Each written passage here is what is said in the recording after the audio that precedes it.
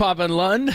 Brandon Aiyuk has a new extension. You probably know that, unless you, I don't know, maybe you're sleeping or something's going on. 4 and 120. We'll find out the particulars. We're in $76 million and $47 due by next April. Whatever the particulars are, you as a fan just care that he's back. Let's talk to Matt Maiocco about it. Was all over this story. Make sure that you're listening to the 49ers Talk Pod at Maiocco NBCS and multiple platforms from Matty, including our 49ers Insider. He's hearing before and after games and multiple times during the week, and he joins us courtesy of the UMA guest line. What's happening?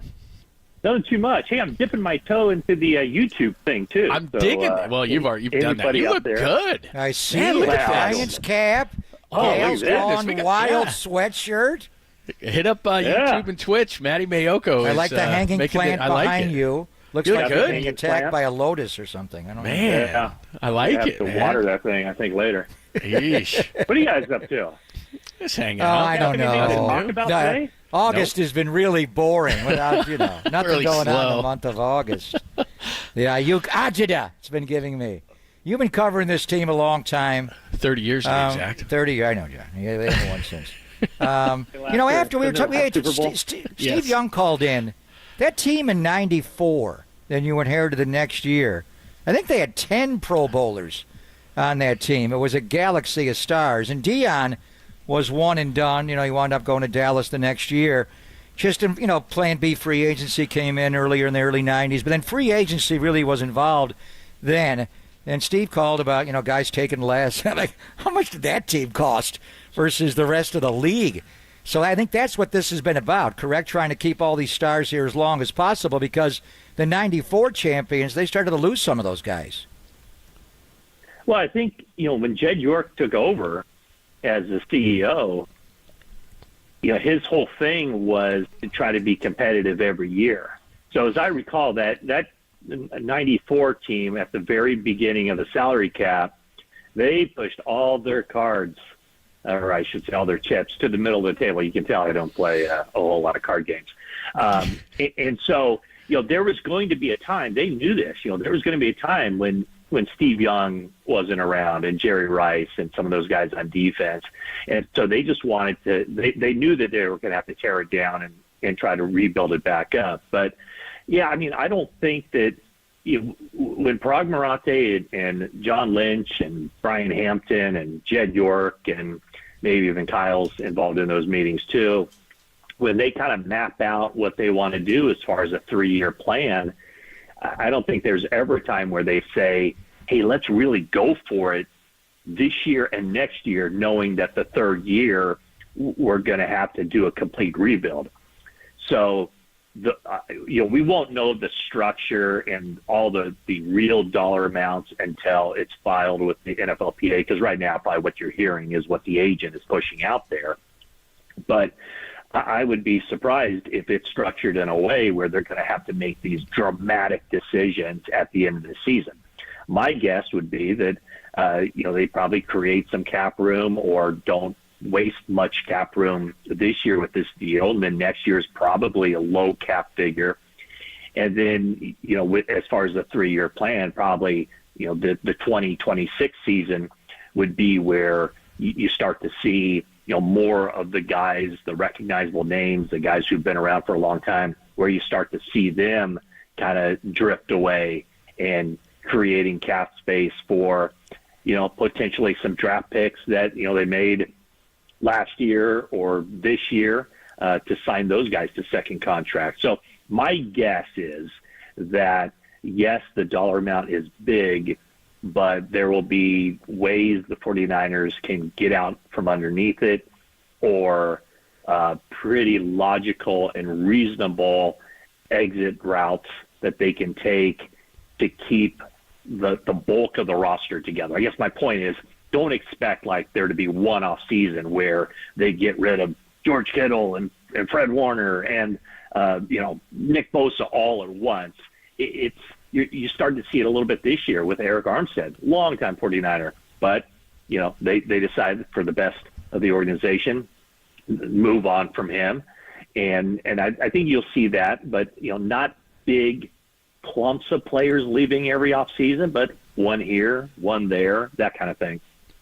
Matt Maiocco joining us. Brandon Aiyuk has a new deal, and now, we'll talk about Trent Williams in just a second. Just as far as this, I don't know, strangeness of this whole thing, I mean, is this behind Jimmy Garoppolo as far as what you can remember? Just the back and forth, and is he going to get traded? And just from the beginning, and then, the wide receiver market blows up and it changes everything. I mean, just how strange this all played out. Yeah, it's tough to rank them. I mean, this was pretty strange, and I think there's a lot of strange things that happened behind the scenes with this one. I mean, the fact that there were, trades agreed to, and all it would have taken was Brandon Aiyuk to sign off and say, yes, I'll go there. Yes, I'll go to Cleveland. Yes, I'll go to New England, and that's where he'd be. It also, I mean, I know we talked about this several weeks ago. The sticking point with the Steelers was that 49ers knew they couldn't get a wide receiver in return. And so they were looking to get a little bit more draft pick compensation to be able to flip one of those picks. And I'm sure they made tons of phone calls across the league. And we know of Diana Rossini was first to report about Cortland Sutton, that 49ers reached out to Denver to try to get him. And if they had gotten him, if Denver had said, yes, we'll take a third for Cortland Sutton, Brandon Aiyuk would be on another team right now. He'd be on the Steelers. So there were so many elements to this, and I don't think that there were that many moving parts to Jimmy, but just the strange, I guess they're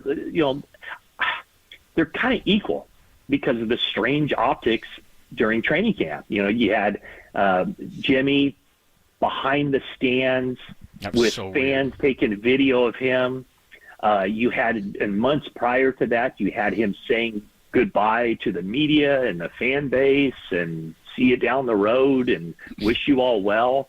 And then with Brandon Aiyuk, there were certainly the strange optics of, him walking out on the practice field and the bro hug and the dabs and all that, and people going crazy with that, like, oh, that must mean he's back. While all that time, every option remained on the table. And, the 49ers had that deal ready to go with him since August 12th. And he sat on it. I don't know why he sat on it, but he did. Ultimately, both sides are to blame for why this took so long. 49ers could have come stronger earlier. And, Brandon said it himself that there were points in the offseason where he thought the deal was going to get done. Well, if it was that close and you're the 49ers and the wide receiver market has the potential of blowing up, make sure you get it done. That's the lesson to be learned from this. And then Aiyuk throughout just really never sent any clear signals that he knew exactly what he wanted. And he kind of slowed his roll, and maybe he just didn't want to participate in training camp. I don't know, but it's done, and both sides can move on, and we probably won't talk about this too much more, except if Brandon Aiyuk gets off to a slow start, he has some sort of soft tissue injury, or he just doesn't produce anywhere near the level that he produced in 2023 when he had 1,342 yards receiving and 7 touchdowns. So the onus is on him now to justify the 49ers giving him that money. So the key thing is, and they would have liked to got it done a couple of days earlier, you could have practiced this week. They're off today, Saturday, Sunday, Monday, come back Tuesday, and he'll be on the field on Tuesday, and hopefully he's working with Brock all weekend. Do you think Trent Williams will be here in time for that first Tuesday practice, less than a week, to get ready for the New York Jets? Now that Aiyuk is signed and he was holding in, and it was public, much more public with social media with BA, with Trent, it's been radio silence. It's been an old-school holdout. Is he going to get more than Brandon Aiyuk, average per year, and reset the tackle market? What are you hearing on the left tackle now, Matty? Yeah, I mean, really there hasn't been much information about Trent Williams as far as what exactly he's looking for. Actually, there wasn't a whole lot of information, really, Brandon Aiyuk, of what he was looking for, because no one really knew exactly what he was looking for. I think the 49ers were of the belief early on that they could just convert that non-guaranteed money to guarantees and they could get the deal done. But I think it's going to be more complicated, or it has been more complicated than that. Also have to factor in now that, his fines are, somewhere around, 4.6 or $5 million. I've kind of lost track of that. So, how is that taken into account? I mean, in essence, and those are fines that cannot be rescinded. So in essence, his base salary from this season goes from $20 million to $15 million. So how do the 49ers account for that? How do they satisfy Trent Williams? He's 36 years old. He has a lot of money in the bank. He doesn't need to play. He could walk away from the game today and still be a Hall of Famer. We know that. But as Kyle Shanahan said, typically when both sides want to get a deal done, it usually happens. And that's been the 49ers' stance from day one. They want to get something done with Trent Williams to get him here. Trent Williams, according to the 49ers side, has expressed that desire to stay around. And, one of the more interesting things, anytime I talk to Trent Williams, I remember talking to him early last season after John Lynch and Kyle Shanahan were both re-signed or signed to extensions, and really kind of like, okay, the 49ers are riding with Lynch and Shanahan for the foreseeable future, as well they should. But he really spoke highly of just that tandem and the leadership of the 49ers and the front office and just the entire organization. So, yeah, I think he entered this situation with a lot of respect for the way the 49ers handle business. But, hey, it is a business. They got to look out for what their best interests are, and obviously Trent Williams has to look out for his best interests too. The other guy we were saying of the three, I think we asked you this a couple of weeks ago, who would we see, and now we're starting to see Ricky Pearsall. So how much do you expect to see of Pearsall now on Monday night? Do you think he would be a full go? What do you think about Brandon Aiyuk? Like last year we were having this conversation, and I'm sure you've talked and written about this, where, Nick Bosa, even though they were blowing out Pittsburgh, so they kind of pulled him out of the game, but they did play him a lot early. So how much Pearsall, and now with Brandon Aiyuk back in the fold, how much Aiyuk on Monday?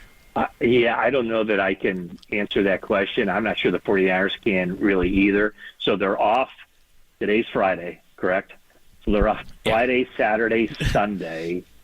They're off Monday. Mm-hmm. They practice Tuesday. They're off Wednesday. They practice Thursday. Thursday's really the key day.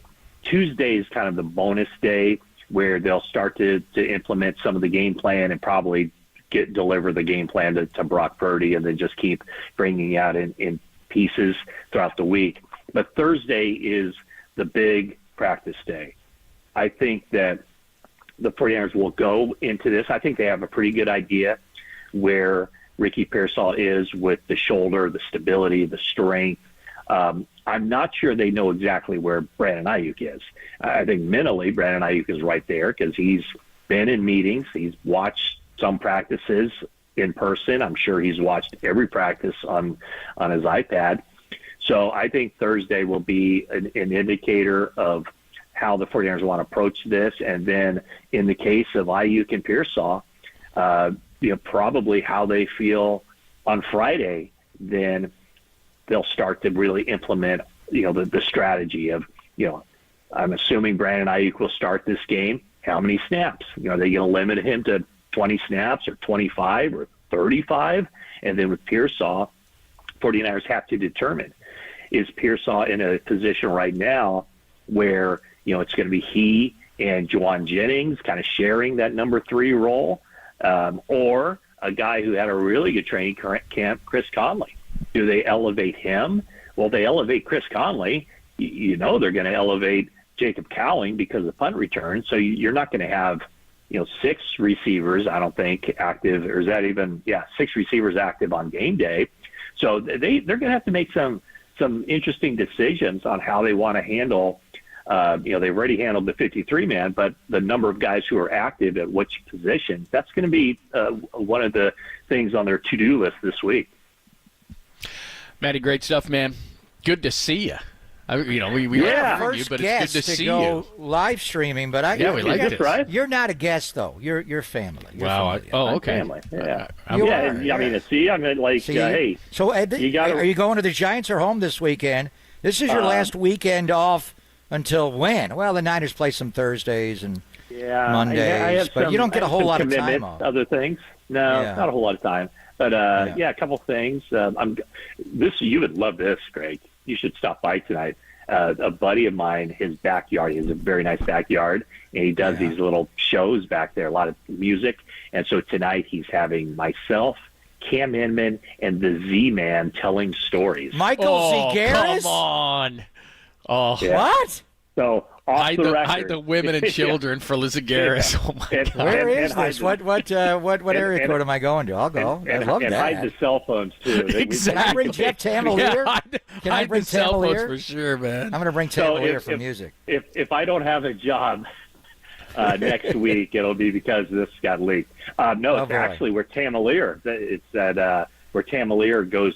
Tom Stack, my buddy who lives in Lafayette. Tamalier's been back there many times having with shows. Oh, I remember he And then, invited me to a party there a couple summers ago Yeah. in his backyard. I got to go there. Yep. How great. Yeah. How great. Yeah, that's a great point. You got to hide the cell phones. That's the big thing because he starts telling stories, and I mean, if he's in somebody's backyard, like he won't hold back, but he's not going to hold back now. So anyway, thanks, Maddie. Always great to catch up with you. We appreciate it. All Take right, care, thanks, guys. Maddie. Right, there you go. YouTube and Twitch as well. We'll start having more and more guests on. You can see Maddie, and of course, you can hear Maddie. So, however you want to do it, but he gave us the insight into Brandon Aiyuk.